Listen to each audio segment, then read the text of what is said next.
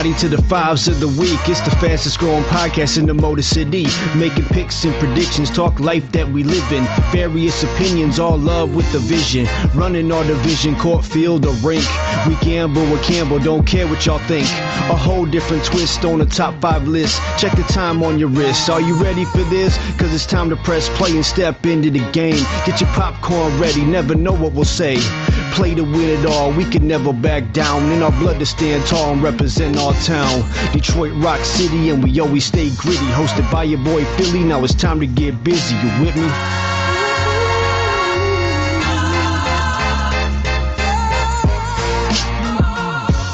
What up, world? Welcome to Fives of the Week podcast, episode 189. It's your boy Fillie. Hollywood Applesnatch. Gucci Riz. And the big tuna. The big tuna, ladies and gentlemen. Yes! The big Calhoun. So for y'all that don't know, these are the brand new SWA announcers. Thank you, gentlemen, for hopping on. Now, Gucci Riz, we'll start with you, man. I just got to ask you, what got you into wrestling, man? That's how it brought us all together. Oh, man. I mean, I was born in 79, so I was there for, WrestleMania on closed circuit at Little Caesars, and it was, that's when it was just wild. And, stories that come out now, but yeah, and then I got out for a little bit, and then my daughter saw the Undertaker Mick Foley Hell in the Cell match. Wow.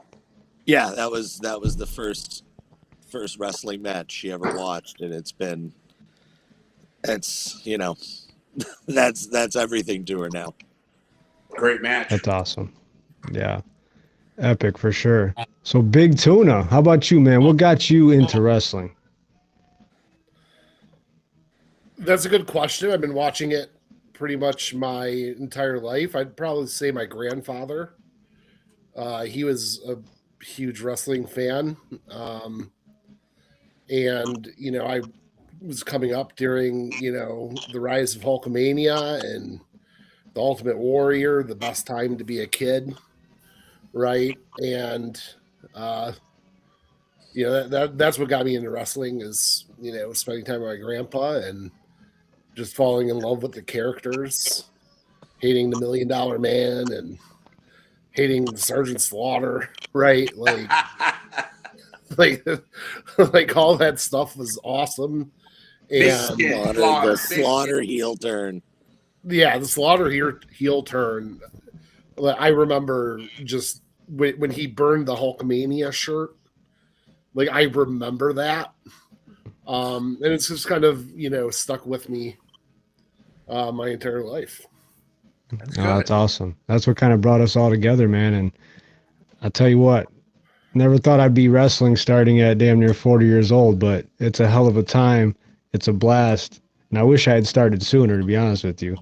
God willing, the body holds up, but, you never know, right, Hollywood? Oh, absolutely, without a doubt. Shit, look at me, 54 years old, and doing it, and never would have thought, always a dream, always wanted to. You look at what would be the perfect dream job? Wrestle. You know what I mean? In front of the lights and everything like that. But when you get in there, there's a little bit more to it.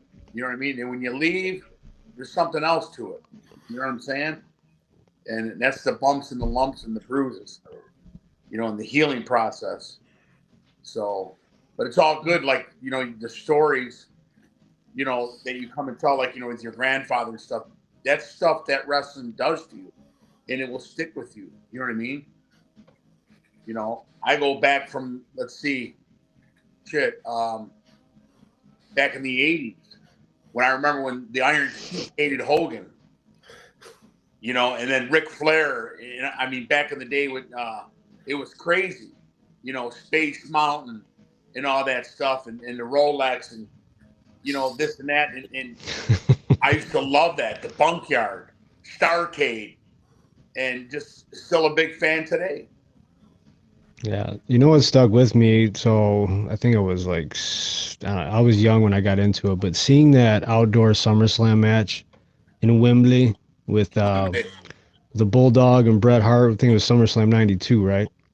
Yeah. Outdoors, the crowd, just amazing, man. Ever since then, I was hooked. I don't know what it was. It was just seeing the Legion of Doom walk down that long aisle, like the Yeah. theatrics of it. Just fell in love with it, man. Been a super fan ever since. And from that day when I seen that, I was like, man, that was a dream of mine. And, you know, sometimes dreams do come true, baby. So Yeah. pretty cool. Now, Chris, Rob, were you guys involved in sports or wrestling or anything? I mean, what's your guys' background with that? I haven't been involved in sports since about the 8th grade when everyone else hit a growth spurt, and I'm still waiting any day now. Um, but and then like a lot of people, once you realize that there are going to be no D1 recruiters for anything, then you just Yeah. kind of become an obsessive nerd over it. Awesome. How about you, Tuna? I played football and basketball through middle school. I didn't really do anything too much in high school. But I've always had a love for and athletics and Awesome, man. Well, since we're talking sports, I mean, obviously it's Super Bowl week, gentlemen. We got Super Bowl 60 coming up here on Sunday against two teams I don't think anybody really had on their card, Hollywood. So let's talk about it a little bit. You have the New England Patriots with Drake May, Mike Vrabel can become the first coach to win a Super Bowl with the same team as a player and as a coach, which is a pretty phenomenal feat. This is probably the Super Bowl I've been least engaged on in a long, long time. Tuna, we were talking before we hopped on, kind of feel the same way. But I find it kind of cool that I'm kind of rooting for Sam Darnold in a weird way. I couldn't stand this guy. Just last year, going to war against him in Minnesota. Yeah, this guy's a castaway. Got Minnesota's general manager fired, right? They let him walk out the door because it takes another team to the Super Bowl the very next season. So, pretty impressive. So I don't know. Do I root for him? Do I root for the Patriots? I'm not a super fan of either team, but Hollywood, what's your thoughts? Who do you like in this game and why? Well, my thoughts is, Darnold's been on 5 teams. Okay, and Darnold's been around. He's finally found a home, I'm thinking. But then again, can you see some signs of the old Darnold that you don't know? Like everybody wasn't really expecting him. Seattle was a sleeper on the NFC team. Steelers was a sleeper from the AFC, which they didn't end up making it. People kind of just didn't take Seattle, for real. You know what I'm saying? Like everyone was the 49ers, Detroit, Minnesota, Chicago, Philly. Kind of had Seattle on the back burner. You know what I mean? And as they was creeping, they're slowly just beating teams. We weren't really realizing how good they were. But then again, on the AFC side, we had all that stuff going on with Kansas City, Jackson and Buffalo.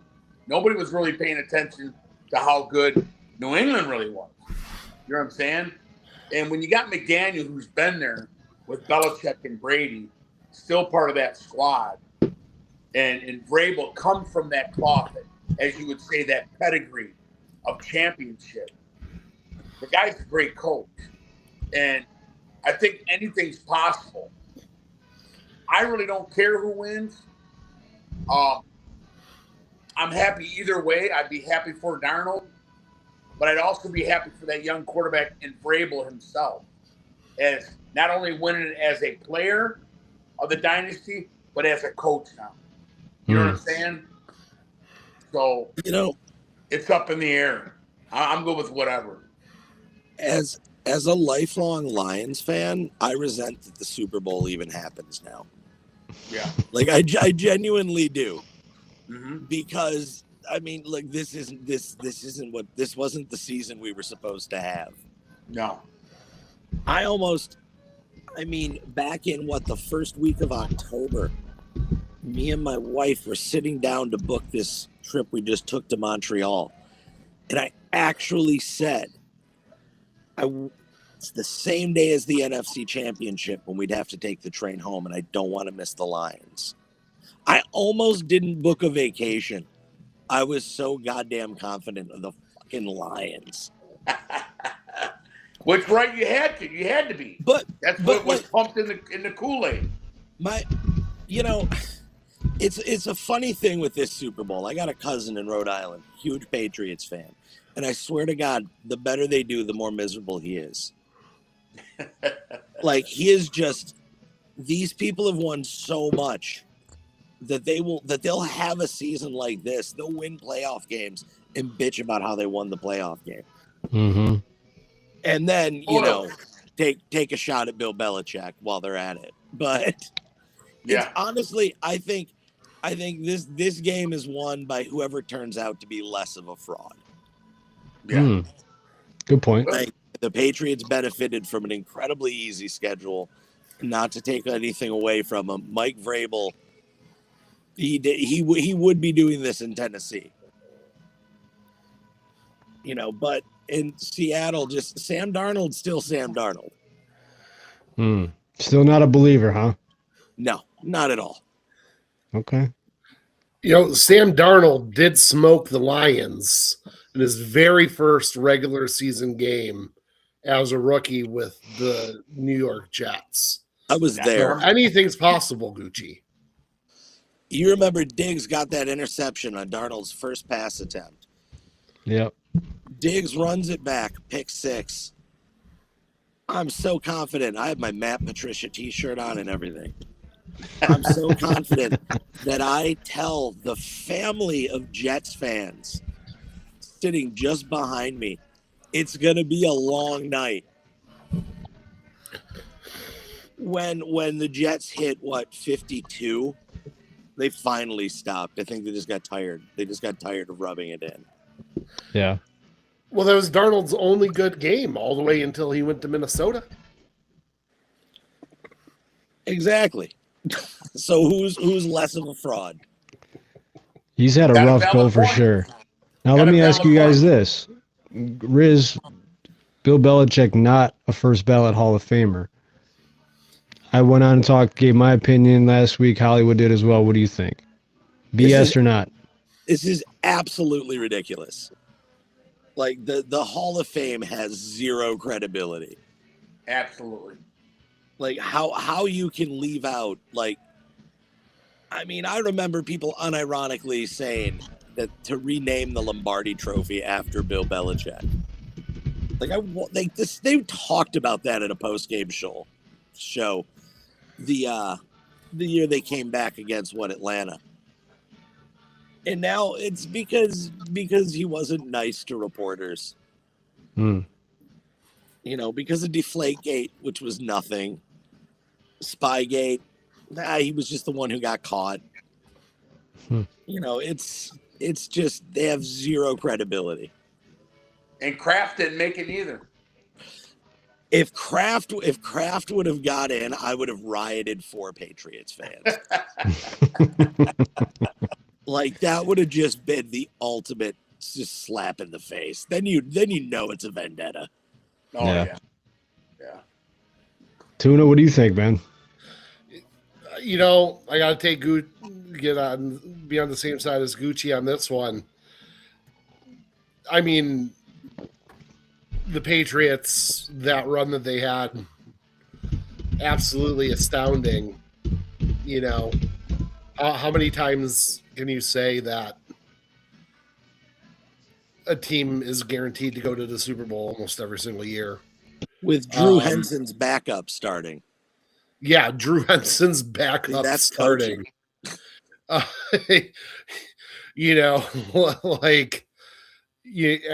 much as I hate the Patriots, as much as I hate that Brady era Patriots, you got to give him his flowers, man.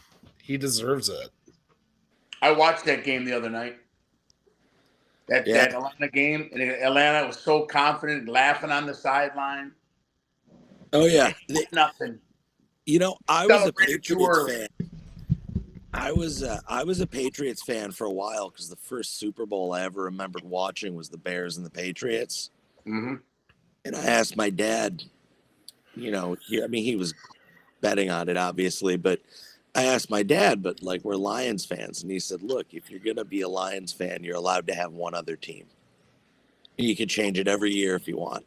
So that was the Paul Revere helmets back in the day. Mm-hmm. And so I told my dad, I was like, yeah, I think Patriots are that's my other team. And like 2 years later, two years later, my dad's like, you can have a third. Isn't that crazy? Because I think most Lions fans have a second team just because of how bad we've been over the years. That's why, I became a Steeler fan a long time ago because our fan bases are similar. Granted, way more success in Pitt, when you have 3 head coaches in 3 decades or whatever it is. You know what I mean? But, yeah. How about you, Tuna, Hollywood? You guys have a secondary team that you root for, maybe quietly? Arizona Cardinals. No. Come on. I can't tell you why I like the Arizona Cardinals. Yeah, no sane person good. Well, I think it has to do with Kurt Warner and Fitzgerald. I was a huge Larry Fitzgerald fan. Okay. You know what? I've always liked the Cardinals. Wow. A lot of this stuff's relative, like to the time you come up too. True. I mean, I got Ryan Sandberg behind me. Like when I was a kid, you come home from school in the spring and the Cubs were on WGN. You watch the Cubs every day while you're doing your homework, and then watch the Tigers at 7. Yes. So again, I picked my second team wrong, but yeah, I liked growing up and watching Christmas, Day. You'd had the 4, games on. You either had Dallas versus Philly, or you had the Pittsburgh Steelers going against vice versa. You know what I'm saying? The big game, Lynn Swan and all them. So it was always like a football. I loved football. So, and our Lions, they weren't the greatest back then. So I liked Dorsett from Dallas. I liked Jack Ham from Pittsburgh, Terry Bradshaw, Franco Harris, Montgomery from Philly. Just all the different teams. And we would sit there and turn the announcement down of Pat Summerall and John Madden and play Chuck Berry and watch these guys run out and just laugh, me and my brothers. You know what I mean?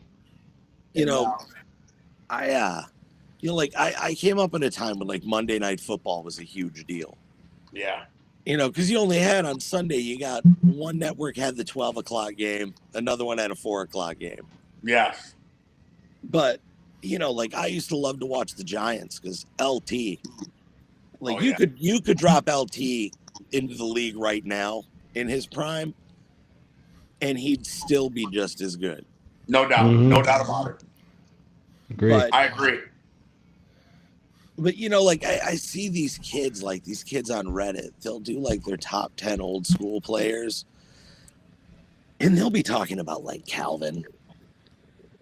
And I'm like, you guys, like it wasn't that's not old school. Like you got Calvin, you got, oh my God, who the one kid had best old school college football players, but Vince Young. I was like, that's not old school. Like what? No. It just makes you feel old. But I still remember that national championship game. Yeah, that was the best college football game I'd ever seen. I also remember, like, that was a rough day for me in general. I remember it, but Yeah, crazy. So I got a little trivia for you boys. So schools with the most all-time Super Bowl players. Think about that for a minute. It may be shocking to you who's number 1. Anybody care to take a crack at it? Super Bowl players?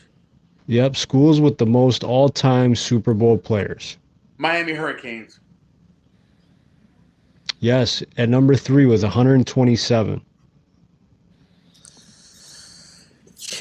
I I'm don't going to go to the University of Nebraska. Nebraska. Did not make the list. Nope. Wow, that's a connoisseur's pick. Yeah, it's gonna cause me physical pain to actually say this, but Ohio State. Ohio State did not make the list. We got two people in the chat. Shout out to Whitney and Gump. Michigan, number 1 with 137 players all time. Nice. What about Alabama? Go blue, baby. Alabama. Shockingly, Alabama did not make the list, Hollywood. Whoa. Yes. Okay. Yep. Ohio State, no Alabama. Crazy. What about USC? USC, Tuna. Yes, sir. Number 2 with 129 Nice. players. That a boy. Be Still got honest 4 with to you, go. I'm just happy it's not Notre Dame. Notre Dame. Notre Dame. I feel like if it was, we'd all know. Yeah. One of these may surprise you. Number 4 is Penn State at 125 players. Oh, Joe Paterno. Absolutely. I could see it. Number 5 is Georgia. 119 players. Yep. Number 6 is UCLA with 116 players. Damn. And rounding it out is LSU with 114. I thought LSU would have been more. Yeah. A lot of Southern teams there. Yeah. Let's talk about the NFL coaching carousel for a minute. So Cardinals, Tuna, since you're a big fan of the Cardinals, of that dog water team down there in AZ, they're expected to sign Rams OC Mike LaFleur. Do you like that hire? Oh, it's a great hire. I think that's a good situation for him. I'm still a Kyler fan. I think Kyler still has it in him. It's really hard to throw the football when you don't have the running game. Like James Conner, good running back, but by week 3 he's, bandaged up. Mm-hmm. I can't remember the last time he played a full season. That's true. Not only did their first string, their second string, their third string running backs all went down this year. I think it's going to be fine. I think that's a great pick.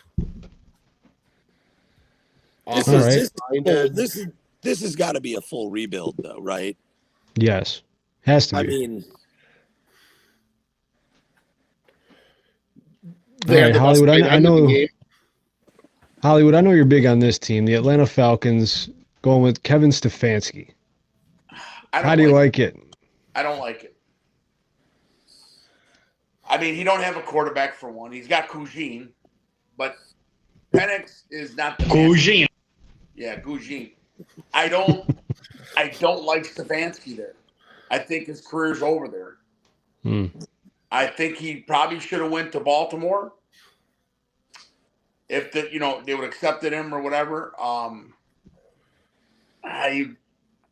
than Atlanta, I mean, you got one of the greatest running backs in the game playing.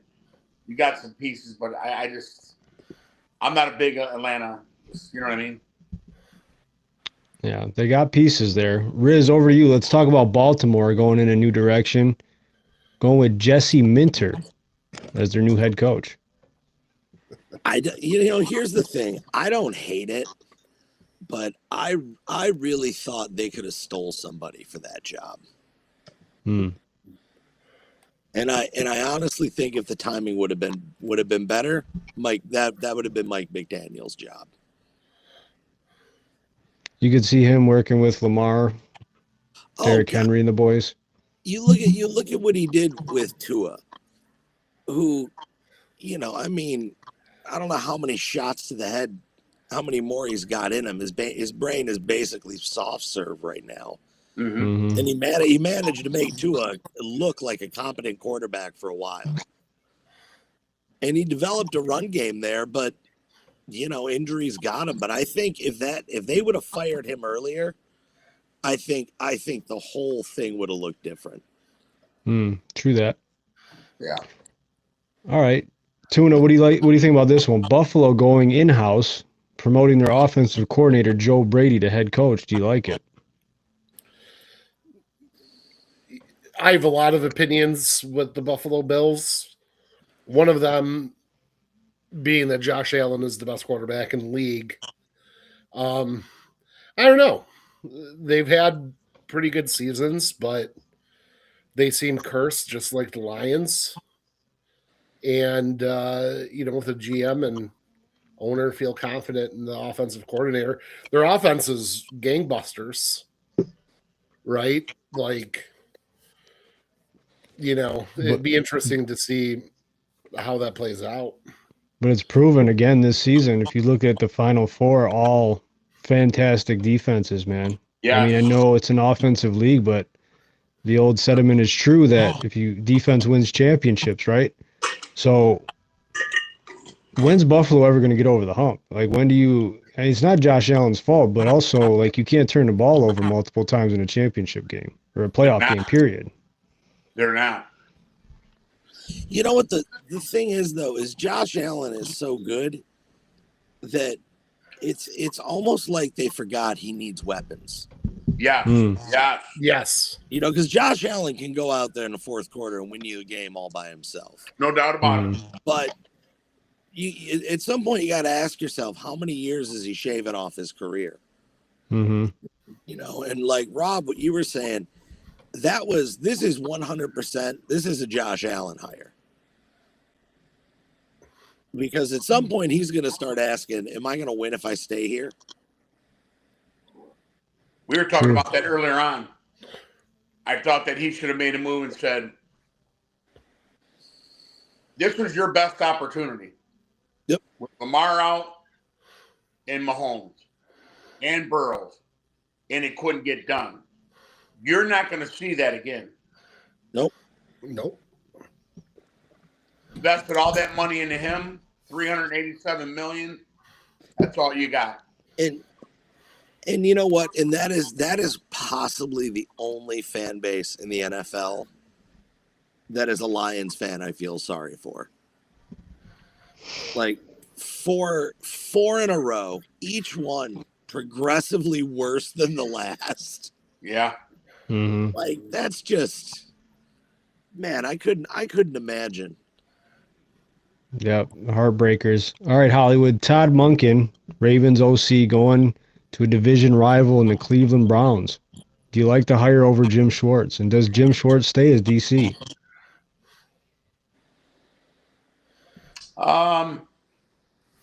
No, not really. I don't really care for that hiring. He jumped ship from, that's like an omen you're not supposed to. But, every man wants his limelight as a coach. You know what I'm saying? Mm-hmm. I don't think it will pan out for him. I think he'll be in worse shape. And I thought that, Schwartz was almost convinced that he was going to get that job. And when he didn't, I'm out of here, and I'm not going to work under this guy. Yeah. But he will. It could be over in Buffalo. It's just a matter of time. Somebody I thought Detroit should have went out and just grabbed if he wanted to come here. I don't know with Eagles, with Campbell and him would work. Mm-hmm. But man, that would be the guy right there. That would take us to a whole nother dimension with players and stuff that you get for him too, what he would need. Yeah, we'll have to wait and see with that one. So the Raiders are expected to hire Clint Kubiak after the Super Bowl. That seems to be the rumor from Seattle. I like it. Jeff Hafley, I believe that's his name, signed in Miami, Green Bay's OC. OC or DC. Gump, you could fact check that for me. Now, these three are the big ones pretty much of the offseason. I want to get your guys' take on who you think will have the most success year one. Is it John Harbaugh in New York? Is it Mike McCarthy in Pittsburgh? Or is it Robert Saleh in Tennessee? Ooh. I think McCarthy. Easily. I'm going Harbaugh. I'm going to go Harbaugh too. Mike Valenti will be proud. Yeah, the Giants. I just, I don't understand Salah taking that job. Like either.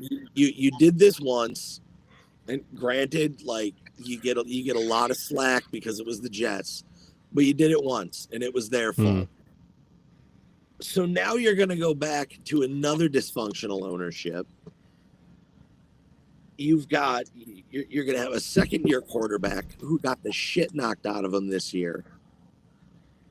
That's a project down there. Yeah, for sure. But don't you think maybe with that he gets a lot of slack and a lot of rope because they know it's such a long-term thing? You would think, but this is the ownership group that got rid of Mike Vrabel. True. Yes. After a winning season. Who should be fired there? Yeah. It was worse than when Patricia, and my God, how am I drawing a blank on the GM's name before Holmes? Probably blocked it out. But Bob Quinn. Yeah, Bob Quinn. When he said 9-7 isn't good enough anymore. Right. And that's basically what Tennessee did. 9-7 isn't good enough anymore. Cool. Because you guys are gonna love 1-15, like, or 4-12. Or 14. It's just, I remember those days of bringing in like a rookie quarterback into an absolute shit show, and just, I've got a lot more empathy for other fan bases now.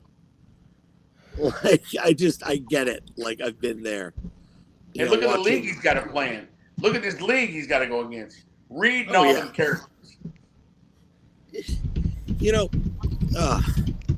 Man, it's just brutal. And like, you talk about the Browns, man, talk about a case of, hey, if you had it to do it all over again. Like, Mayfield had you almost like you were getting there. You make the Watson trade. Like, dude, in our worst days, we were never that incompetent. Yep, that's true. Well, let's talk about the big Pistons trade. I don't know how much basketball you guys watch, but this was kind of been talked about over the last few weeks, and Jaden Ivey is going to the Bulls. I love it. Is it Herder and Saric? Is his name? Yeah. So, Hollywood, talk about it, man. Well, Herder's a shooter, and Ivey's not going to get no playing time. You know what I mean? And to have that kind of talent and come off the bench here and there, it's not right there. You know what I mean? That boy needs to be playing, and he's going to help Chicago. He ain't going to go over Giddey, but he's going to be a piece, and for, longevity. He wasn't going to really play here that much, and it's sad. So get a guy that is a pure shooter, Herder, and if you don't have him in 3 years, boom. I like the move, though. I like the move, and let this guy go play somewhere else. Don't handcuff him like you did Barry Sanders and Calvin Johnson. You know what I'm saying? With guys like that, let him go flourish somewhere else. Well, this was also the last season that we really had any type of upside for Ivy in a trade anyways. So what happens if we keep him and he doesn't pan out? Well, now we just lost all that equity in, the what if. So I think it's a great trade. Does right by Ivy going into a good situation where he can show whether or not he's got it or not. Mm-hmm. And we get, Herder, who is a great shooter. give us a second and a third option past Cade, and getting into the playoffs, we're going to need that. Yes, absolutely. Especially now with Cleveland having, depending on which James Harden they get. Exactly. But like that could be very, very scary. I think you don't like to play defense. No.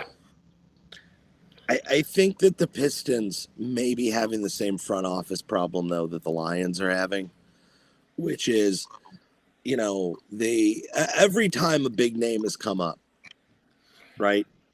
Every time a big name's been on the block in the NBA, people talk about, well, we can't upset the core. We haven't won anything. Like, nobody cares about your core unless you've got a ring. Absolutely. Then we'll talk about the core. And I'm worried that this was it. This is all they're going to do at this deadline. And the East is so bad. You make one solid trade. Go get Cade go get him a real one to play with. You'll win the East, but they're just. I was certain they weren't going to trade Ivy because it made all the sense in the world to trade him. Yeah, I told someone earlier because they were asking me what I thought about the trade, and I was like, well, you hear these names, Porter Jr. and Murphy, like these guys are available, but it's almost like they're the same as the guys down the street and they don't want to make that splash move, right? But I think in order to get to a championship sometimes, when you're on the cusp, just like we did when we went out and got Sheed, sometimes it's absolutely necessary to get you over the hump. I feel like it must be done at times, to shake things up and be like, hey, we're going all in and let's make a push for a championship. Not saying that either Murphy or Porter Jr. is that missing piece, but it just seems that way a lot around here. Well, and it's what championship teams do. I mean, you talk about Sheed, Bad Boys era. Yes. When they flipped Dantley for Mark Aguirre. That was the all-in move. Mm-hmm. I don't think this front office would make a move like that. Well, the deadline's not till tomorrow, so we'll see. Maybe they're not done. I'd be happy to be wrong. Where's Giannis go? I think he ends up in Golden State. Ooh. I do. It's going to be Golden State or it's going to be Miami. Keep him in the West. Put him in the West. We don't need any more roadblocks. Yeah, right. It's good to see what Bickerstaff has done, though. You got to be the guy. He's done 2 seasons. Job. Oh yeah, I mean this is way ahead of schedule. Last year it was fun just to go to the playoffs. Yeah. Yep. This year it was, oh man, maybe we win a series. But this is, look, you get to the finals, you can get absolutely blown out. But I'll tell you what, February 25th we'll know. Yeah. When we host OKC. Yeah. Yeah, see how we stack up, man. Yes, absolutely. So, how about the Wings? Currently third, 72 points, man. Much improved. Do you think they have enough, or are you guys still at a wait-and-see stance right now?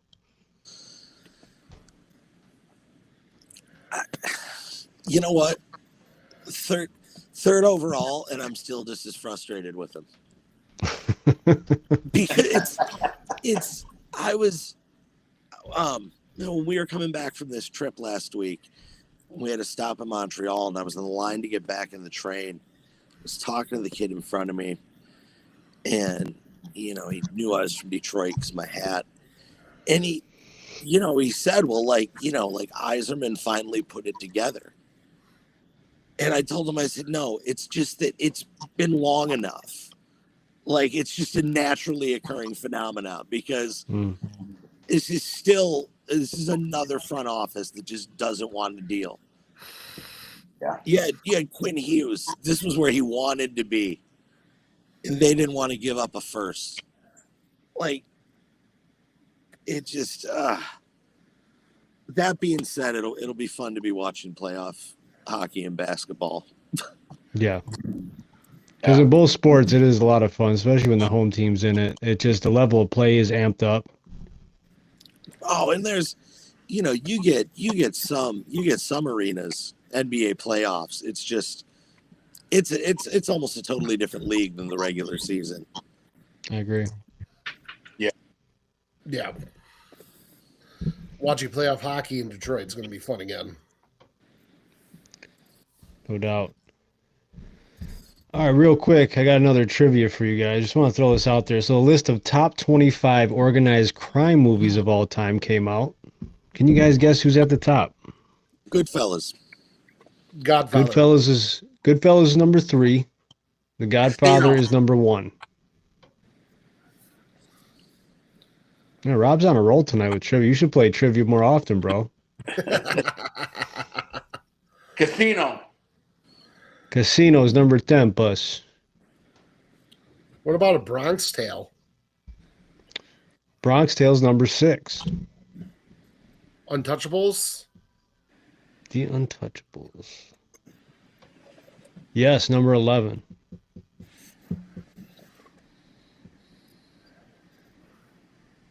Come on, Hollywood. You ain't got cat got your tongue, mate? So what? So number two has got to be Godfather 2. It is. It should be 1, but that's fine.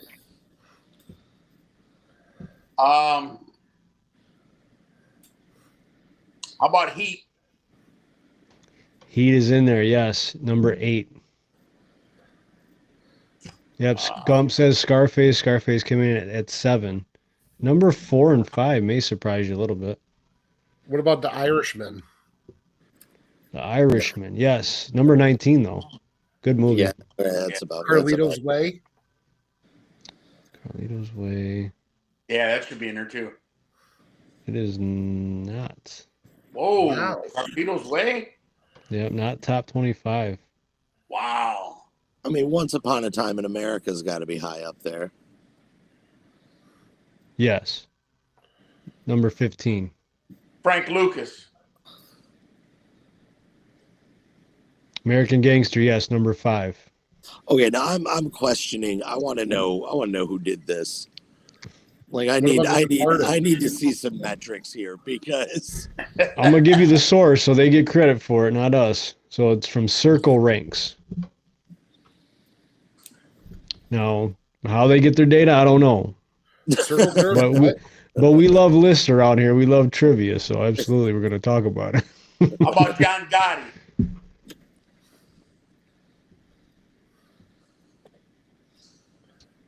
Nope. Wow. What about The Departed? Yes, number 4. That's Yeah. one of my favorite movies. That's a great movie. That's Scorsese's best film. Yeah, it was great. Damn.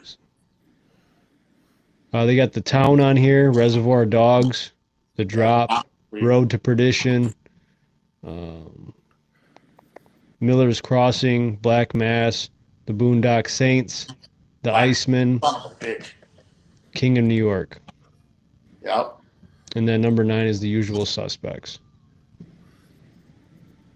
What do you think? You like it or no? Not even a little. Not even a little bit. Gucci looks like he's about to stroke out. I got so many problems. With Gucci says, "Who is Circle Ranks?" They're losers. They're losers. Absolutely. All right, boys. You ready to talk 5s of the week? Let's do it. Hell yeah.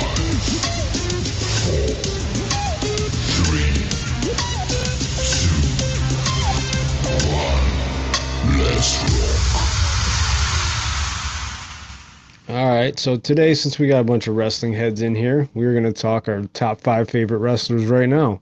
And I'll be honest with you, I haven't watched like religiously since, man, summertime.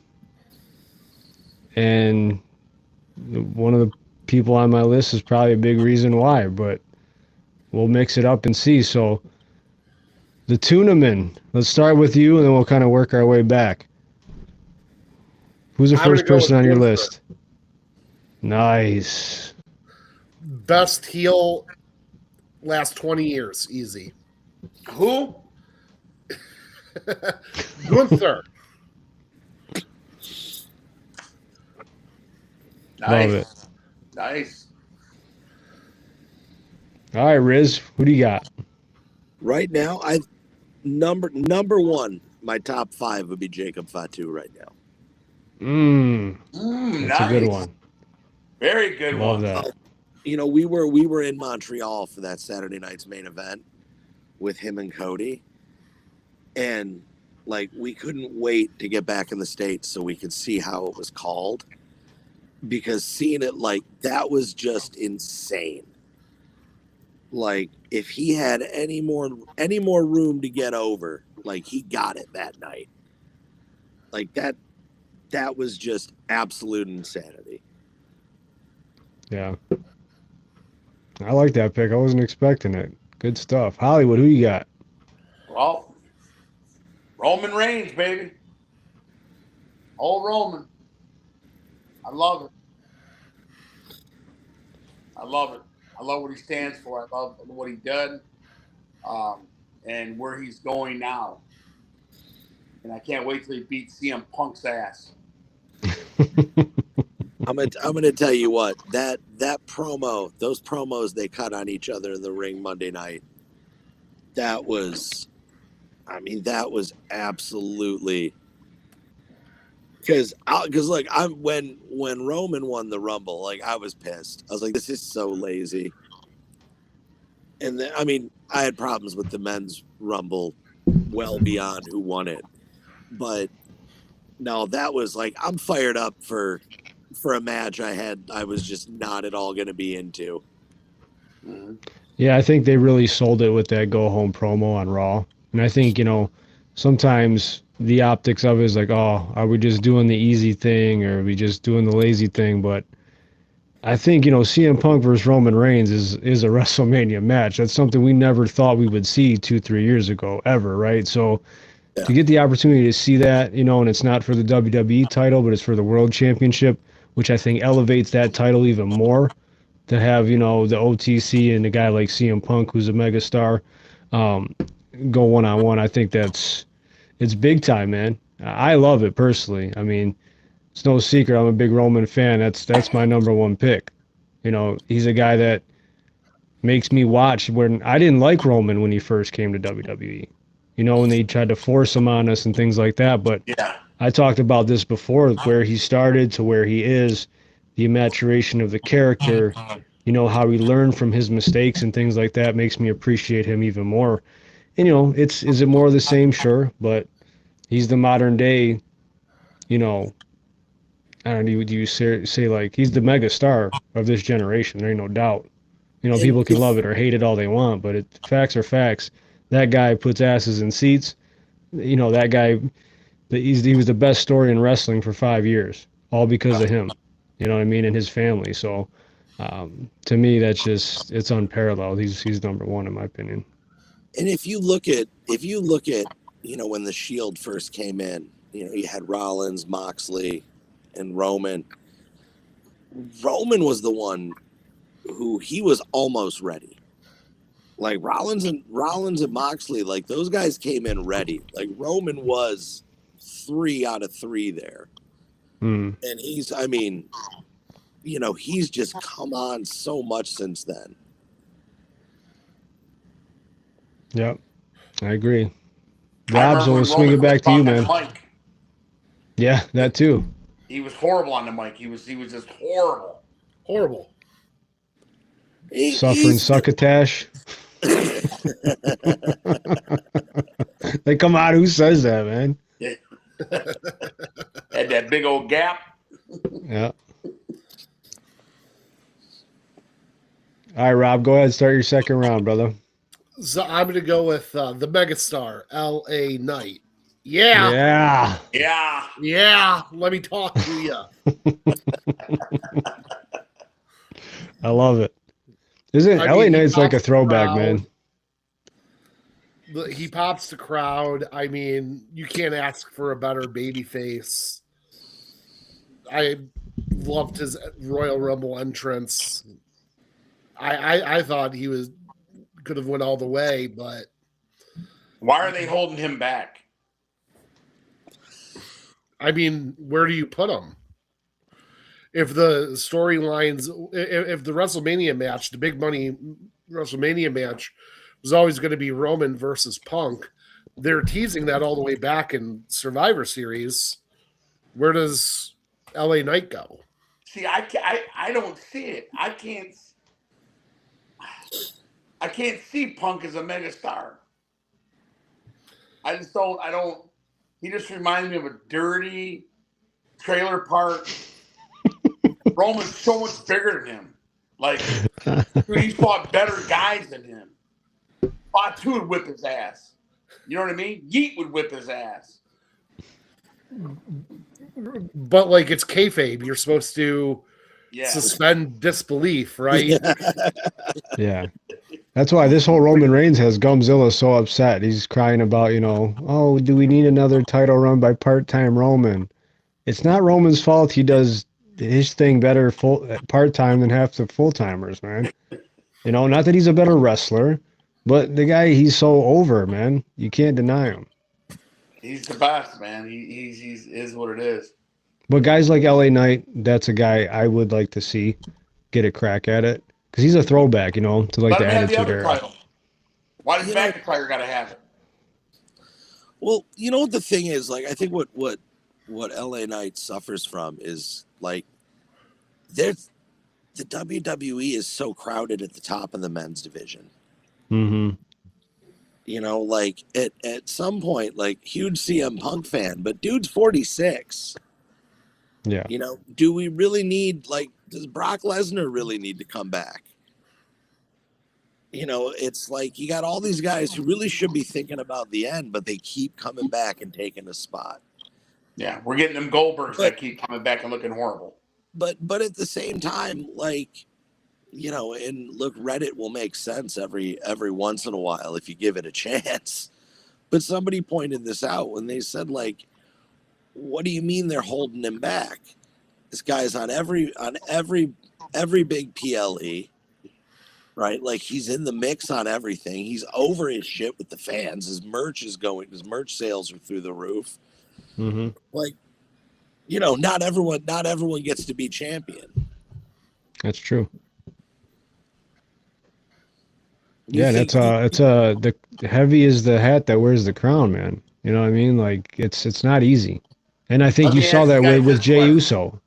Jey Uso, from everything we've read, has had a tough time with that. Yeah. How about this one?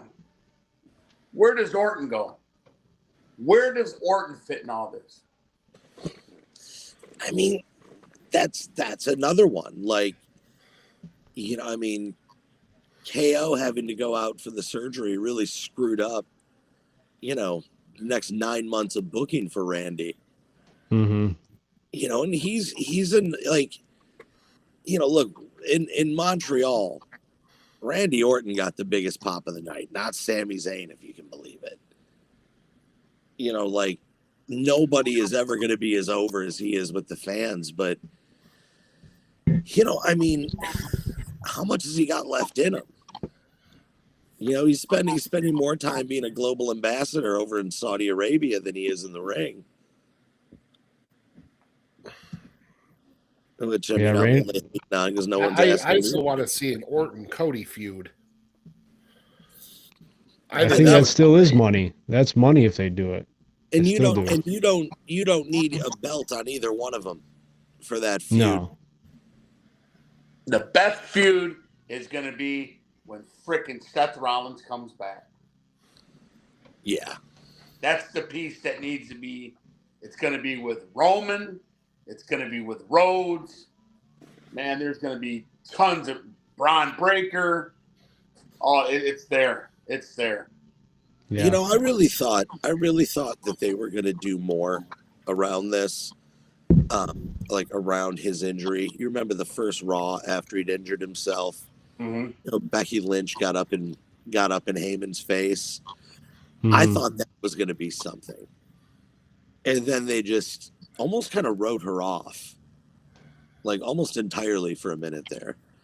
But Yeah. But that's another one though, to my point. So then you get Seth back. So now there's another spot at the top taken.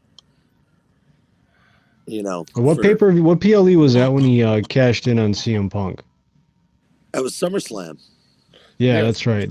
I thought they played that off awesome because you thought like, hey, he's just coming out here to show him, and then he walked off, and he took his, took the walk off in the pad. It was awesome, man. And Yes, I told my wife and daughter, wouldn't it be awesome?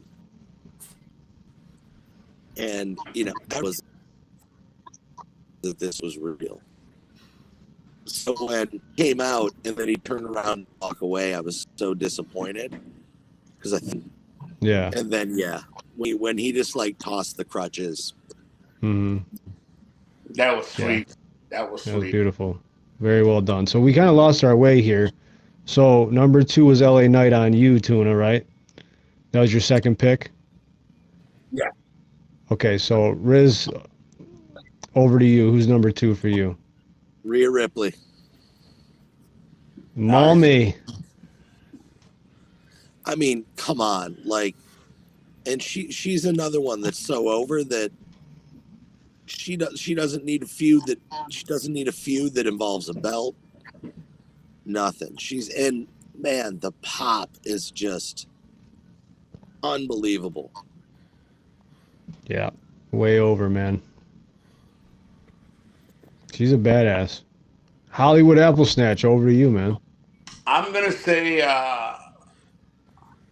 with Rob, my boy Gunther. I love him. That guy, he's just the ring general, man. He's got it.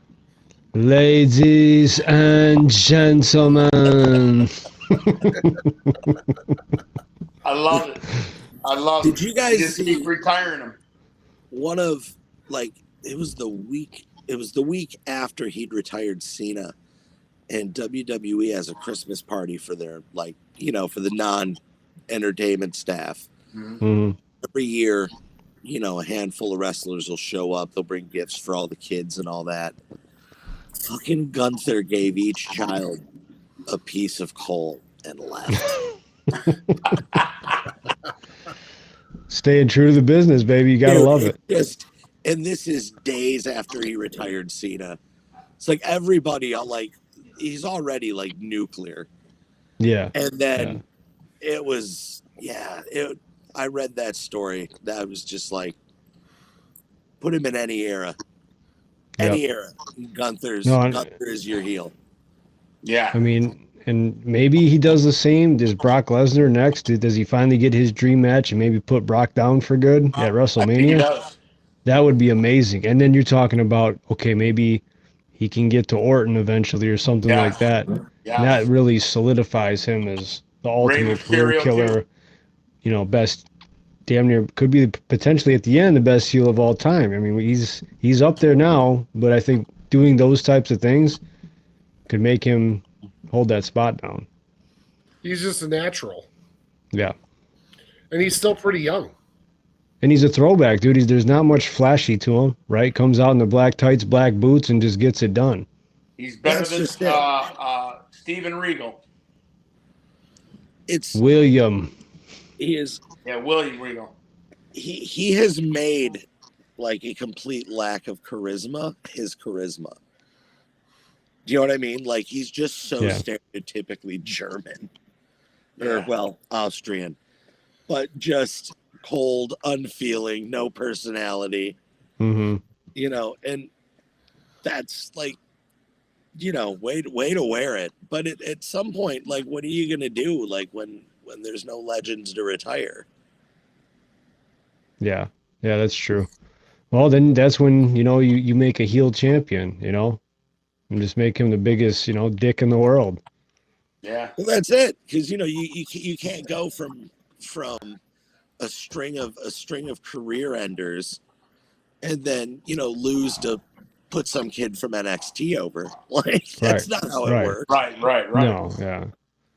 I mean, look at Randy Orton when he first came out, right? The Legend Killer got him huge.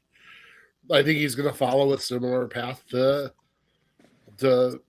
Orton. I'd love to see a Gunther Cody Rhodes feud, in 2-3 Yeah. years.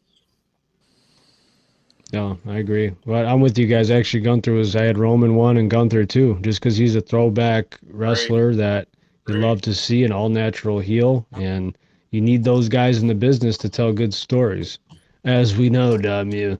So that's my number 2. So start round 3. Big Tuna. I'm going to go with Chelsea Green. Interesting. I think she's probably the most talented women's wrestler in WWE right now. Obviously, her gimmick is hilarious. Come on, man. But I think she could really be a heel. She could be a baby face, right? Yeah. She could be both. And I think the sky is the limit for her. She is entertaining. That's for damn sure. I mean, I remember that match with her and Penta in Lucha Underground years ago, getting power bombed through tables. Yeah. Like, I don't think we've seen a fraction of what Chelsea Green can do. Mm-hmm. Yeah, I think if she gets an opportunity, man, sky's the limit for her. Riz, who you got, brother? Riz is off. All right, sorry. No, for me, number 3 is Penta. Love it. Cedo miedo. Dude, like, I'm telling he will in another 2 years. Like, he's a main eventer. He's the next Mysterio. Yeah. Because he's the first luchador since Mysterio to be this over. Yeah. Yeah, that's a good one. I love it. I'm gonna go ahead, Hollywood. I'm gonna go with. I think heights are very high. I'm gonna go with Dirty Dom. As that boy grows, I think he will become, world champion. Dum. And he's going to play that role of Eddie, just dirty. You know what I mean? Live cheating. Yeah. I see it. What he's created around with Liv and all of them and the Judgment Day. Like he's creeping up past Balor and all of them. You know what I'm saying? Big head. You know what I mean? He's the mustache. Got to go. I hate him with that mustache and that long mullet. Oh, I love the mustache. Stachio. But yeah, I see him in the next couple of years. Yeah. United States champ. Heavyweight might be for a while because he ain't going to beat no Roman Reigns or anything like that, but his time is coming. Yeah, I think he's definitely the future. And him and Gunther can both be great heels. And I think people love him, so they'll take Dom either way now. I think he's earned the fans' respect, and he's definitely on my list too. He's definitely a future face of the company. Yeah. All right, circle back to you. Big Rob, the Big Tuna. I'm going to go with Cody Rhodes. Who doesn't like a white meat baby? Cody Rhodes. Thank you for that. Cody Rhodes. I mean, he's the face of the company. Do you mean civil rights icon Cody Rhodes? Yes. Civil rights icon Cody Rhodes. You sound like Gumzilla now. He's my hero. I almost thought he was going to say Danny Ass. Danny Payne. No, I mean Cody, he's a top dog, man. I mean, he's been through the ringer. He's proved it over and over. I still want to see a Cody heel turn, though. I think that would be sweet. I think it's coming sooner than later. I like an LA Knight and Cody Rhodes. trilogy. I mean, that would be great. That'd put asses in seats. No doubt about it. Yep. It's a good pick, though. Riz, who you got, man? Bronson Reed. Interesting. No way a man that shape and size should be able to be that athletic. It's true. It's pretty impressive. The big Aussie man. What's that? I'm sorry. He's the big Aussie man. I thought you had more to add there. My bad. Go ahead, Hollywood. I'm going to say Fatu. Fatu. I mean, Yeah, I put him as my one, so I got no disagreement. Yeah. Yeah, I gotta go Fatu too, man. I think the sky is the limit for this dude, man. You know, you can tell everything's authentic, it's real, you know, like the hard come up, all that stuff. You know, I think people respect it to see him doing something good with his life now and putting his skills to use. And he's great in the ring, man. So curious to see, you know, what happens in the future for that guy. And I think it's all good stuff. From EBT to WWE. You're gonna see a Braun Breaker Jacob Fatu WrestleMania main event in the No doubt about next it. 3 to No 5 doubt years, about it. easy. Yes, I agree. Totally see it. All right, last round, Big Rob. I'm going to piss off Hollywood with this one. But give me the best in the world, CM Punk. Oh, no. Wow. That's a terrible idea. Great idea. You know, Great Roman idea. didn't like them shoes he was wearing, you know. He liked them single-handedly put AEW on the map. Single-handedly. CM Punk is the best in the business. Has been for years. What would a CM Punk been in WCW? Oh, it Now- would. You imagine Scott Hall whipping his ass? What are you doing? Yeah. Well, what's Scott Hall's famous quote? Is that Hey, yo. you got to be able to draw from a headlock. CM Punk can do that. Now, I'd take Van Damme over CM Punk all day. Come on, man. He I said swear, current man, I can't stand WWE I hate CM stars. Punk. I do Current not like wrestling CM Punk. stars. I'll take MJ over him. Hollywood is not a CM Punk Not a fan. CM Punk fan. You can't. This guy is a polarizing figure, though. You can't deny it, and he is I'll a be draw. glad to see when Roman destroys him. By God, he's broken in half. All right, Riz, round it out with yours, brother. I tell you what, I love CM Punk, but like this 46-year-old CM Punk, this isn't the CM Punk from 10 years ago.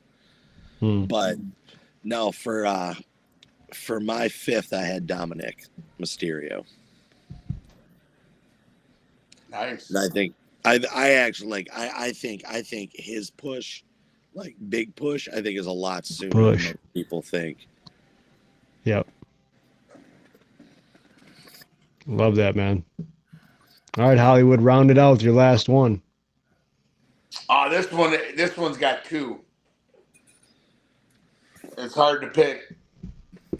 I gotta say Tiffany Time and Stephanie Valkyrie. Ooh. Them two girls are. We got lightning bolts and biscuits and everything, huh? It was too hard. Them two are gonna be dominant. Two of the hottest bitches in the fucking WWE. Tiffany Time and Stephanie Valkyrie. Yeah. Put me in a fucking headline.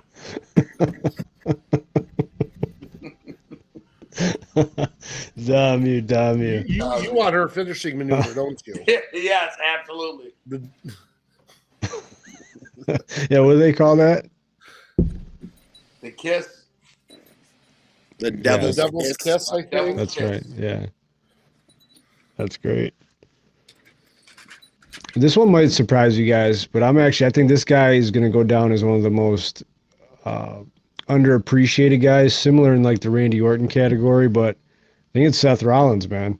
If you look at this guy for what he's done and how he's involved, and I'm a big Seth fan. I know people hate that song and they get annoyed with it, but I think Seth is, when it's all said and done, he's going to go down as one of the greatest of all time. Is he still a visionary? A revolutionary. Seth. The Monday Night Messiah. Freaking Or does he come Rollins. back something different? I don't know. It's a good question. But I don't think it was him that attacked Braun Breaker. No, I don't know who that is. I think you're going to see that faction split. You know, and they'll kind of. Yeah, I think they'll kind of go at it. Said he never trusted him.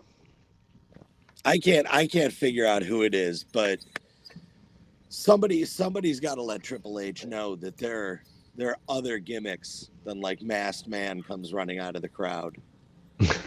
Yeah. Like come on, man. I gotta think that the creative budget over there is decent. Like, come on. I'd say so. Yeah, probably not bad. So, well, good stuff, boys. That was a good fives of the week. So let's get into a little bit of SWA before we jump off. Make sure you tune in to Fives of the Week podcast this Saturday, 7 p.m. We got a couple good matches for you. We got Danny Payne taking on Stick Boovie. And we also got Angelo Caduto going one-on-one with Adam, who, I mean, Gumzilla shows up to his podcast, but his partner don't. We'll see if Adam actually makes, the SWA live. I'm sure they'll have to plug somebody in there because the dude can't show up. He's probably still, sucking on Andy's teat. Hopefully he can get off that and come perform like he's supposed to, like he's booked to do. But, say less. So that's Saturday. We also have Endgame coming up on the 28th of February, boys, where the Tuna and the Riz will be our announcers. So you guys get a little crack at it this Saturday night, and then the big one on the 28th, boys. So how are you feeling leading up to these shows? Well, I mean, look, first thing I want to thank Mr. Ferreira for giving me the opportunity. Just as I'm sure you would too, Mike. Oh yeah. It's an honor. Mr. Ferreira clearly has an eye for talent, and I brought Rob with me. I'm incredibly excited. Be able to call the hard-hitting action of the SWA live in Fraser, Michigan. Can't wait. I'm glad you guys are excited. So let's talk about it. Let's talk about Endgame a little bit. So we got 5 action-packed matches. Not only that, but we have Al Rich performing live, and Black Box Pizza will be there. C-Rebel will be the host. And again, unlike Gucci Riz, C-Rebel knows which side to be on in this war. C-Rebel came home to the boys at the Fives of the Week. C-Rebel's smarting up, and you will one day too. But for now, I'll allow you to speak on the podcast and let you run your mouth. That's okay for now. But let's start it off in a double main event. Gumpzilla versus Dam, 2 out of 3 falls. Rob, we'll start with you. What do you think of this match? And who do you like?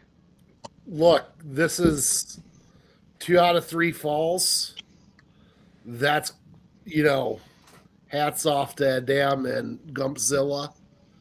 That's a very, very strenuous match. Not a lot of superstars can go through that grueling of a match. I'm going to be rooting for Gumpzilla. Of course. Right? I think, Adam's putting his nose a little bit too far up the boss's ass. Mm-hmm. And, snitches get stitches, right? I agree. I'm going to be rooting for Gumpzilla, but I'm an unbiased commentator, unlike my partner here. My job is to call the action in the ring and to make sure that the SWA is well represented. I like that. See the problem here is that you think impartiality, that's no excuse for underanalysis. See, that's a lack of preparation.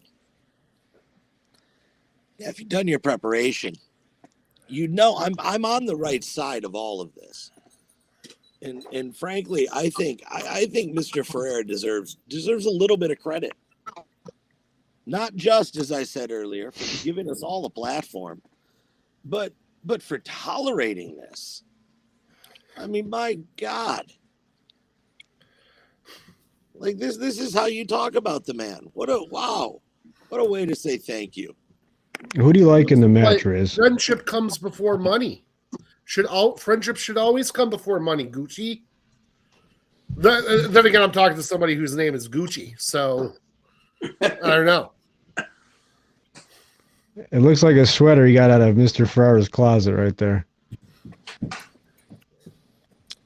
Well, I mean, my taste isn't as good as Mr. Ferreira's, but I thank you for the compliment. Thank you. That's a very nice compliment.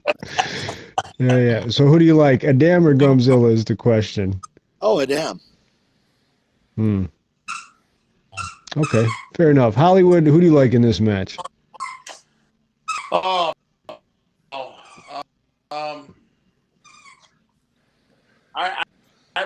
don't know, man. You know that Adam, he's sleek. He is slick. Show up. You know, Adam, he has to show up. It's he's chasing the rabbit. You know, I would say what controversial. Well, Hollywood, you're breaking up a little bit there. You're going Adam? Is that what you said? Wow. Controversial, wow. See, we got 2-1 Adam. I've been in the ring with both these guys. And they pose different threats. Gumzilla's bigger, stronger. Adam is faster, and he's got a lot of tricks up his sleeve. Mm-hmm. But with that being said, your boy got the job done both times. Just throwing that out there, Riz, just so you know. And in case you're keeping score over there, I just want you to know. Also, I think Adam's going to get what he's got coming to him. I think Gumzilla, unbiasedly, is just better. His heart's in it for the right reasons. Yeah. And this new pissed off Gumzilla is the best version of Gumzilla I've ever seen. So I think he gets squashed. I really do. I think Adam is in for a rude awakening. And he's going to have, like I said, everything that he deserves, he will get it. I'm not a fan of Adam like everybody else is. I don't think he's that talented. I think he sucks, to be honest. I whipped his ass from corner to corner to corner to corner. I'd do it again if I had the opportunity. So all this high talk about Adam, I just don't see it. The dude doesn't even show up to his own podcast. It's crazy. He's not committed. Heroes don't exist. Well, your sorry ass don't exist either because you're never around. It's horrible, man. I'm sorry. It's garbage. With that being said, that beating that Adam took really took its toll on itself on the relationship between him.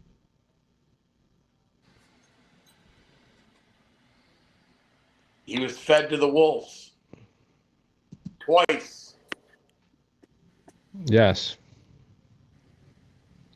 Yeah, I mean, maybe so. Maybe it's just, There's a lot of animosity there. But he's been away, which is also scary for Gumzilla because you never know what's cooking up behind the scenes, right? You cannot trust these guys. Yeah.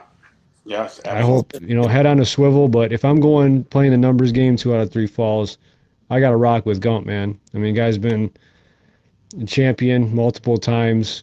Like I said, I think his heart's just in it, and Adam just is not. Flat out. I think you hit the nail on the head there, Mike. Which Adam are we going to get?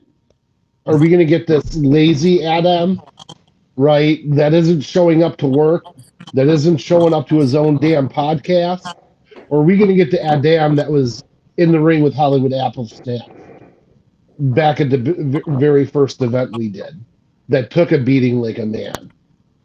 Which one are we going to get? We going to get the coward, or are we going to get the man? I guess we'll find out. And I guess we'll find out this Saturday when he faces the fallen angel. All right. I like it, boys. All right. So we got Mark Payne versus Stick Boovie, the super entertaining Stick Boovie. And we're going to see, obviously, Stick this Saturday night. But at Endgame, we got the upstart versus the uber talented Stick. Riz, we'll start with you. Who do you like in this matchup? You know, Boovie is like it's like he's like a funky alien on unemployment. You know, it's just all a gimmick. I think people see right through it. Big Lebowski's never getting a title push, right? Absolutely not. My day, All right. my day, we had a word for it. That's all I'm going to say. Tuna, what do you think, brother? You know, Gucci, you think you're Tony Soprano, but really you just sound like AJ, man. Just crying all the time. Like, have some fun. Join the movement, brother. Enjoy it. I'm fine, thank you.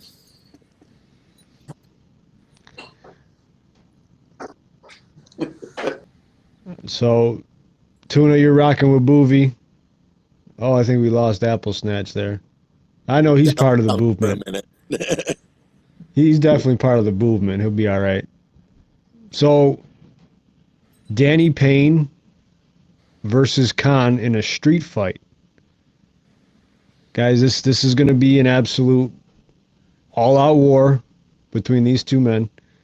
You have my cousin Khan, who is just a absolute maniac.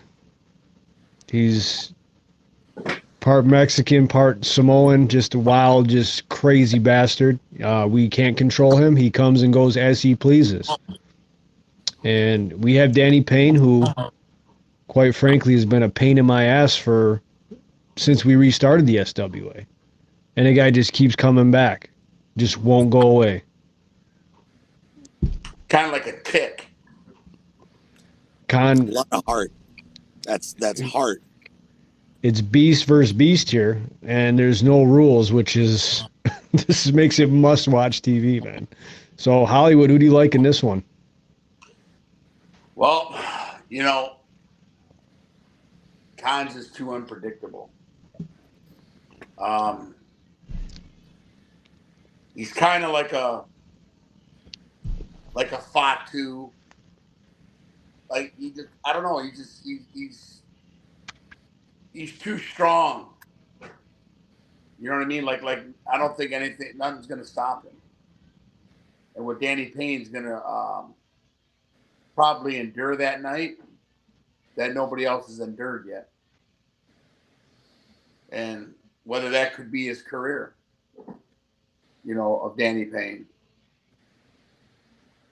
That's the thing you gotta think about, because you know he's gonna bring it 100%. And that's not good for Danny Payne. Johnny Payne. All right, Tuna, who do you like, brother? You know, I'm here for it. I'm here for these two badasses just getting down and dirty, throwing back to the old school ECW days, right? This could go either way, in my opinion. Yeah, Khan's got the size. Khan's got the craziness, but Danny Payne's called the outlaw for a reason, brother. So, this could go either way. Personally, I'm going to be rooting for Khan. I think that, Khan is just too big, but, a low blow will silence any man. So, and this is legal, right? No holds barred. No holds barred. Anything can go. So, I think it's going to be a great matchup. I think it's going to be beef on beef. I'm here for it, man. Don't call yourself impartial if you're going to be. You just, by your own admission, you're going to be rooting. Just because I'm rooting doesn't. Hardly. Am I not allowed to have an opinion? Danny Payne was built for this sort of match. No, Danny Payne can endure the kind of pain that comes with a match like this. He's the outlaw. Of course he can. He's from the cold winters of Montreal. He's got the testicular fortitude to go up against Khan. I think Danny Payne wins this one. This low-key could be the match of the night. The only way Danny Payne wins is if he puts his skid-marked underwear in Khan's face and makes him pass out. Wow. That is the only way. It's no holds barred. That is the only, and anything could happen. That would have happened. I'm sorry, man. Maybe I'm being biased, right? Because, it's family, right? But I've been in the ring with Danny, so Khan just cannot underestimate this dude because he does not lie down. He's tough. He's tough. And, I don't like him, but I have a little respect for Danny Payne just because of how tough he's shown to be, which I didn't think he was. Yeah, I didn't think he was, but, I see all the battles he's gone through and the risks he's willing to take and the effort that's put in, and I can appreciate that, but it's must-see TV, man. Can't wait for it. All right, so moving on, we got the Trilogy Tables match, Angelo Caduto, the Fallen Angel, versus Chad Thundergun Brewski, who I'll have to address one day. That little stunt he pulled at Holiday Havoc trying to throw his shoulder into me.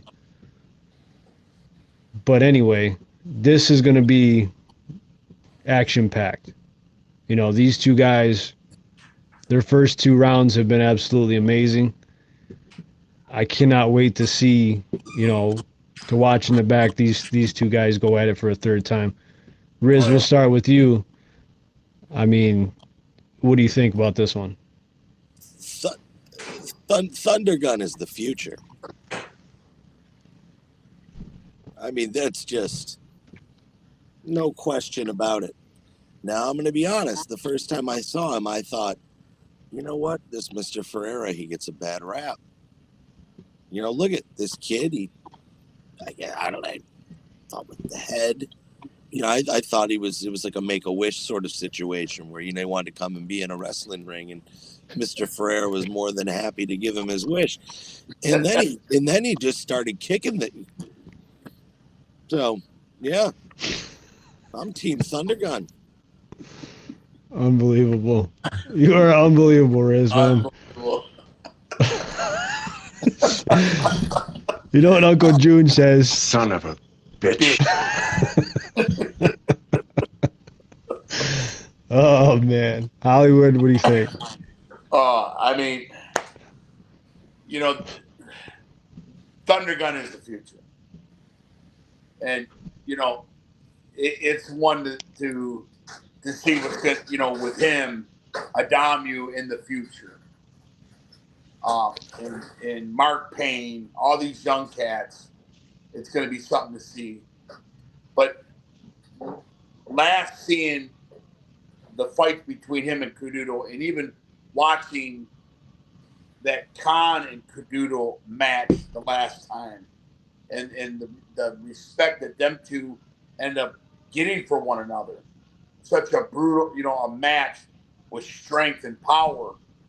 I think Caduto gets the better edge of Thunder Brewski and takes it. But man, the future is bright for Thunder Brewski, though. I mean, it's going to be a good one. And if it's ladders, if it's tables, I believe they'll both go through a table. Tuna, what do you think, man? It's a good match as well. I think that this is going to be another candidate for match of the night. You got the experience with the Fallen Angel, right? Coming in from Italy, which I'm surprised you're not all about Gucci. Well, I will say this. I mean, this match is taking place in Macomb County.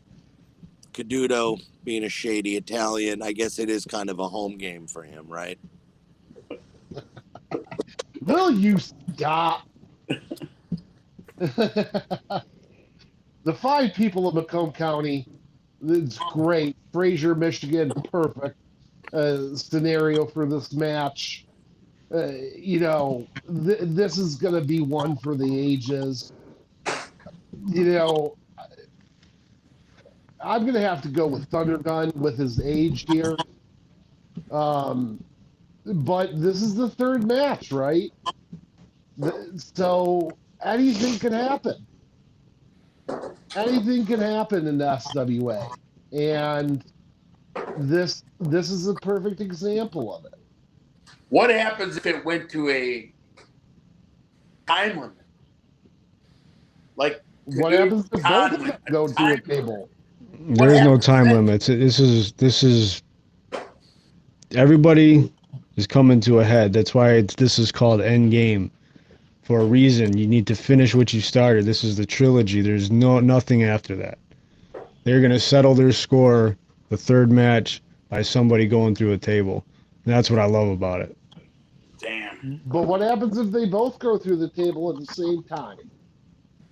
Well, that's when Riz's boy is going to have to come up and, make a decision, I don't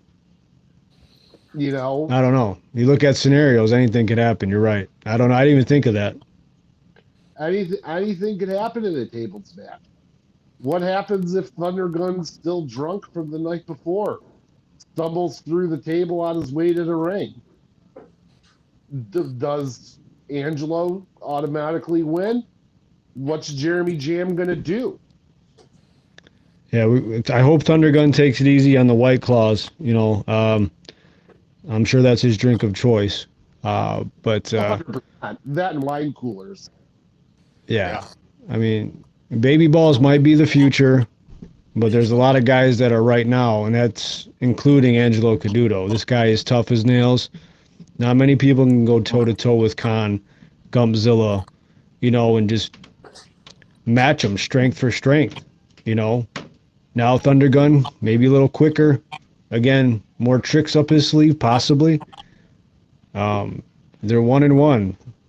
Body bag match, a 1-on-1 match, and these guys have dug deep, So I really can't call this one. But if I had to lean one way, I'm going Caduto just because I know this guy's motivated. And also I can't stand Thundergun either. So there's that. But looking at it objectively. Why the mask? What's he hiding? I think it's more or less tradition, Maybe there's scars. Maybe there's story there. Maybe he doesn't need to show his face. You know what I mean? You're not asking the right questions. I don't need to ask no damn questions. So, main event time. I watch the news. Main event time. Mo Money versus your boy, Mr. Ferrara. If I lose, career over. If Ferrara loses, I'm taking over the SWA. Riz, entertain me. And tell me who you like in this match. All due respect. Mr. Ferreira is a captain of industry. He's suited to run this company and the many companies in his portfolio. My love for the SWA and wanting it to continue and to be run well and responsibly. I mean, I'm not rooting for anyone because I'm impartial, obviously. But I think Mr. Ferreira somehow, I don't know where he finds the time. There's 25 hours in Mr. Ferreira's days. But he's been training. He's been training with intensity. I'm going to be honest, Mike, if you saw it, you'd be having second thoughts.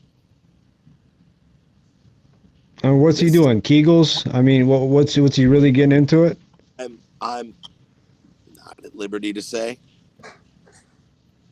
I'm just saying, intense. He's ready for this. All I know is Adam's spotting his squats, things like that. That's fine and dandy, but he can do whatever he wants. I'll be ready. Come February 28th, I'll be ready. Hollywood, over to you, man. Let's hear your thoughts on this. I think it's going to be a good one.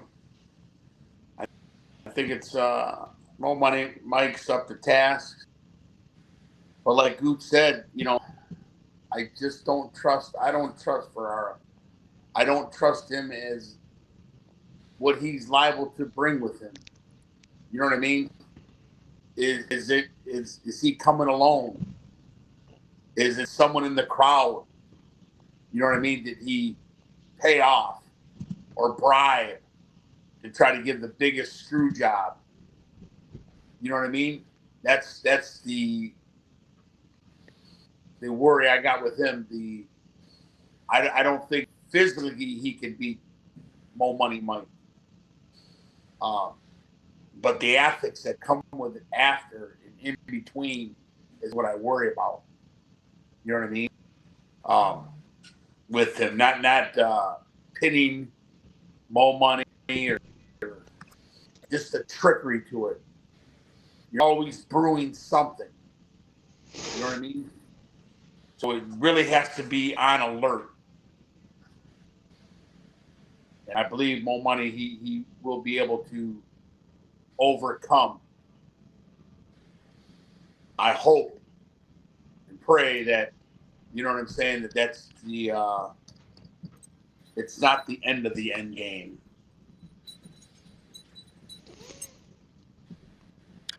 I think that something that's going to have to be talked about sooner rather than later, and hopefully this isn't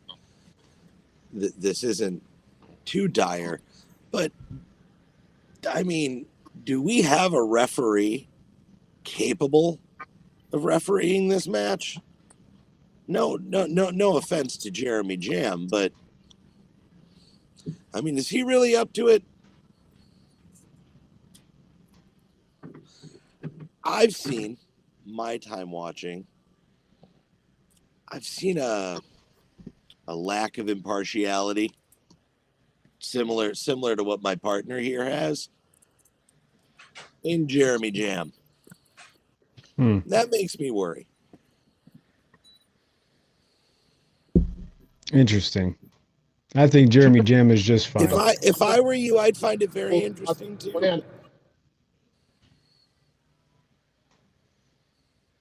Go ahead, Rob. Jeremy Jam is one of the fairest individuals in this planet. How dare you attack his integrity? Best in the business. It's not integrity, it's just skill. That's all it is. I would never question the man's integrity. I would question his skill and his ability to meet this moment. Wow, taking shots at the best in the business. All right, Rob, what are your thoughts on this showdown that's months in the making, almost a year now? You've seen all the things that have happened, so. This goes back to high school. And, I know you're busy with family and work and stuff, but I'd love to be able to sit down with you before Endgame and really get the backstory on this. This is 20 years in the making. You know, look, you don't turn, like, I don't care how much money you get, you don't, we're talking about, you know, mob movies earlier, right? The Goodfellas came in number 3. What was De Niro's line to Henry Hill when he first got pinched? What are the 2 rules? Keep your mouth shut and never rat on your friends. You don't turn on your friend. And I don't care how much money he's gone down in Indianapolis and made. You guys were buddies in high school. You guys were wrestling on trampolines together. And he's going to let greed come in between this lifelong friendship that shows you what type of man he is, which has me worried. Is he Hollywood hit the nail on the head? Is he going to pay somebody off in the crowd? Is he going to pay off a city council member in Fraser to shut down the event? What is this man capable of doing when his back is up against the wall and he's desperate, knowing that he's going against the best professional wrestler in Metro Detroit in Mo Money Mike? What levels of depravity is Andy Ferrera going to stoop down to? That's the question here. If this was a one-on-one, you know, regular match, pinfall, submission, count out, whatever, I'm taking my $100. I'm putting it on Mo Money Mike. Athletically, Mo Money Mike, Andy can't match him. He's gonna have to do some dirty tricks. He's gonna have to be the Rock in WrestleMania Night 1, telling the referee, "You're fired if you count me out. You're fired. You're on the unemployment line." He's gonna have to do that type of, get down to that level of depravity. So I'm the unbiased journalist here. I'm going to call the match as I see it unfolding in the ring, but my heart's with Mo Money Mike. I appreciate that, Rob. Do your knees hurt, Rob? Do my knees hurt? Having been on them, that was a long time. You've been pulling the boss the entire night. To question the integrity of Mr. I mean, have you no decency? This is... You saw what he did to Mark Payne. You want to talk about questioning integrity? He had a guy, his family was there, and his debut match had him lay down and take the pin for him. Not even get down and cover him like a man. He put his foot on him in the most utmost disrespectful way. That's your boss. That's your leader. You know, sometimes wins are just decisive.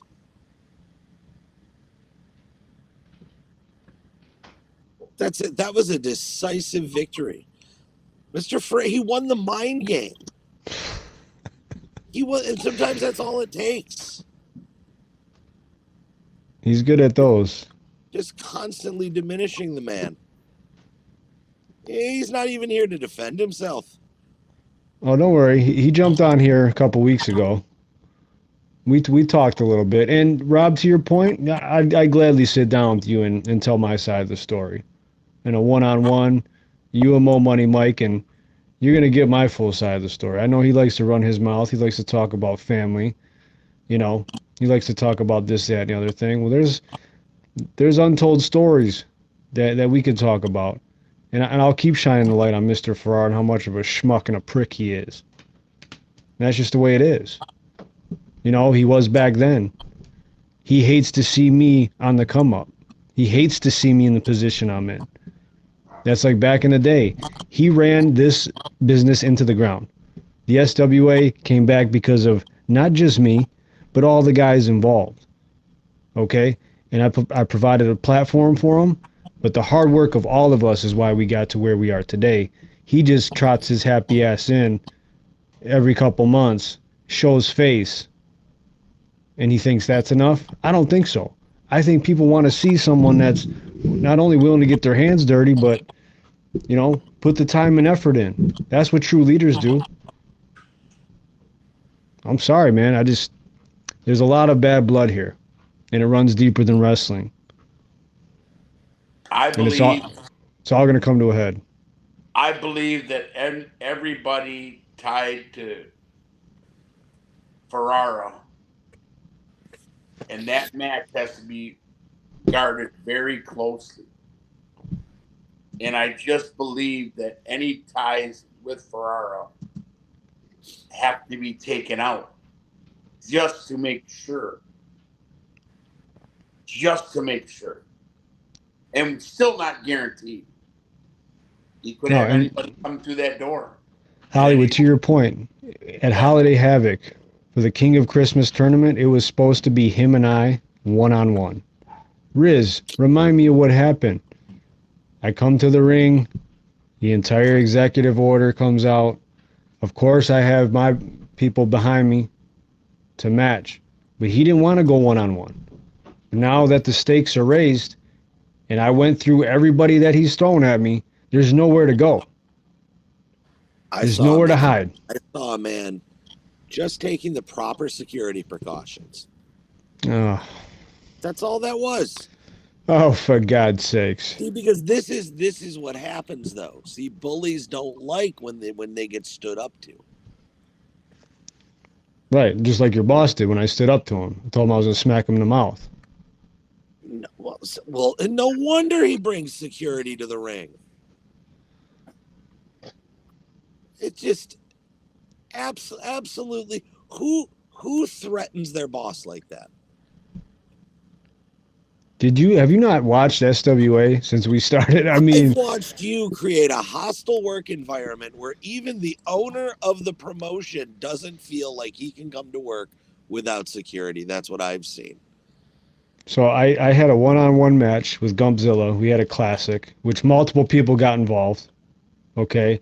We tried to show the utmost respect when we did the click sign at the end and he didn't do it with us. The brotherhood. He stepped out on that, right? Danny Payne, what did he do? July 24th. Instead of just letting us have our one-on-one championship match, after the match, he turns on us. C-Rebel hits me in the balls. Throws a damn at me. Took care of him. What happened? After the match, I get put through a table. Holiday Havoc. Work my ass off to get there. Finally get a chance to go one-on-one. And need I say more? You saw what happened. You've got to let this go. Because this is all led to you. You're being unreasonable. Like I said, it was you created a hostile work environment by threatening your boss. He takes security precautions to come to his business. He could just fire you. No. He believes in you, and this is how you thank him. That's just unbelievable. Typical. Well, with that being said, we're getting a little long in the tooth here, boys, and I appreciate everything. So, Rob, we're definitely going to sit down and have that interview. I'm excited, even though Riz is obviously on the opposite side of the spectrum here with his takes, to hear you guys live this Saturday, SWA Live Showdown. Hollywood, thank you as always for joining us. And as always, follow us on Apple, Spotify, Facebook, and YouTube. Thank you, gentlemen, again. Love y'all. Be good. We are a family. And even in this fucked up day and age, that means